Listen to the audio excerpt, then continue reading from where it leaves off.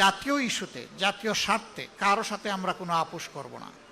সরকারি দল যদি সেই ক্ষেত্রে অনড় থাকে, আমরা তাদেরকে পাশে থেকে শক্তি যোগাবো, একসাথে লড়াই করব। কিন্তু সরকারি দল যদি দেখি এইখান থেকে তারা বিচ্যুত হয়ে যাচ্ছেন, তাদেরকে সোজা করে রাস্তায় আনার চেষ্টা করব, না হলে প্রতিরোধ গড়ে তুলব। আমরা সেই বাংলাদেশটাই চাচ্ছি, যেই বাংলাদেশে আর ফেসিবাদ আসবে না ফিরে, এবং যেই বাংলাদেশ আর কোনো আধিপত্যবাদের কাছে মাথা নত করবে না। ফেসিবাদ থেকে আংশিক নয়, পূর্ণ মুক্তি চাই। এটা যার আমলেই হোক, যখনই হোক। যে আজকে রাষ্ট্রের চতুর্থ স্তম্ভের সাথে আমাদের এই ইফতার, আমার কাছে এই স্তম্ভটি বাকি তিনটা স্তম্ভকে সোজা রাখার ভ্যান গাড়ি আমি মনে করি। কিন্তু দুর্ভাগ্য, আমার আগে আমাদের সম্পাদক বিস্তারিত বলে গেছেন, আমরা ফেসিবাদের কবলে পড়ে আমাদের সংবাদ মাধ্যমের কাছে জাতির যে প্রত্যাশা, এইটা হারিয়ে ফেলেছিলাম গত 15.5 বছর। শুধু তাই নয়, আজ আমি গভীর শ্রদ্ধার সাথে স্মরণ করছি আপনাদেরই একজন প্রিয়জন জনাব গাজী রুহুল আমিন। তিনি আজীবন সংবাদ মাধ্যমের স্বাধীনতার পক্ষে লড়াই করে গিয়েছেন, মানুষের অধিকারের পক্ষে লড়াই করে গিয়েছেন।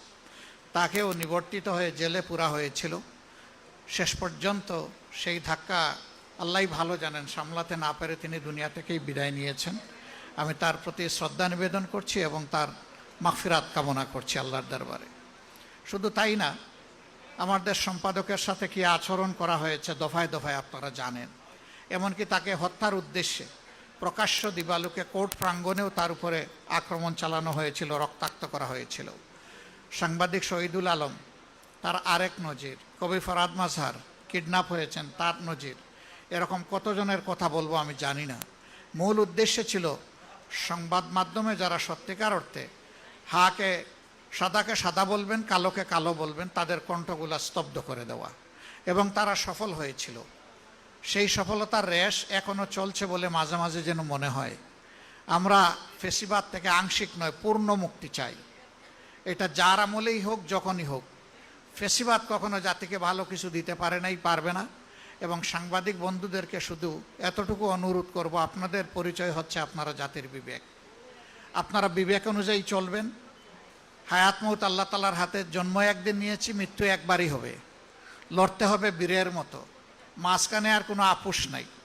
আমরা বিরোধী দল থেকে, বর্তমানে বিরোধী দলে আছি, আপনাদের এই কণ্ঠের পাহারাদারি আমরা করার নিশ্চয়তা দিচ্ছি। কিন্তু এই কাজটা দিতে হবে সরকারি দলকে।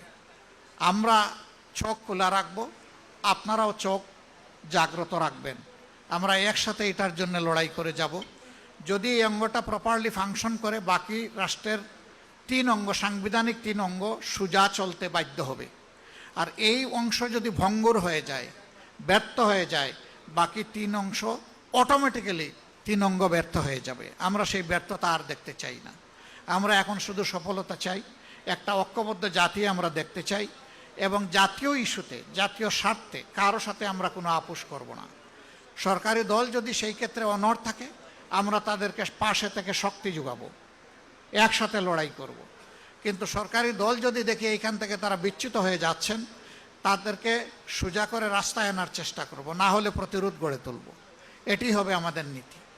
আমরা সেই বাংলাদেশটাই চাচ্ছি, যেই বাংলাদেশে আর ফেসিবাদ আসবে না ফিরে, এবং যেই বাংলাদেশ আর কোনো আধিপত্যবাদের কাছে মাথা নত করবে না।